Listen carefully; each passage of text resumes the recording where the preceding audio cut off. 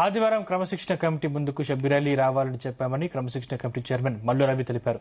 ఇప్పటికే షబ్బీర్ అలీ ఇచ్చిన ఫిర్యాదుపై క్రమశిక్షణ కమిటీ డిస్కస్ చేసిందని, త్వరలోనే ఆయన కూడా కమిటీ ముందుకు వస్తారని తెలిపారు.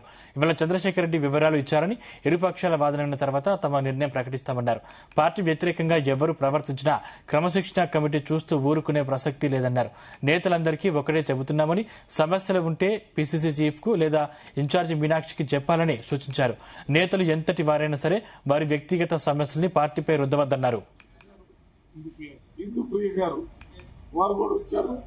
వారు ఇచ్చినటువంటి కంప్లైంట్స్ విషయాలన్నింటినీ ఒక్కొక్కటి పరిశీలించి వారితో మాట్లాడటం జరిగింది.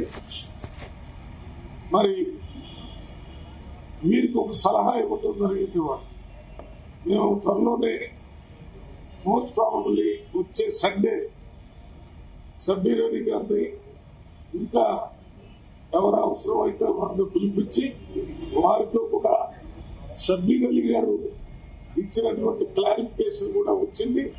దాన్ని కూడా సొంతంగా పాయింట్ వైజ్ చదవటం జరిగింది. అయితే మోరల్ ఎవిడెన్స్ తీసుకోవడానికి షబ్బీర్ అలీ గారిని ఇక్కడ సర్వీస్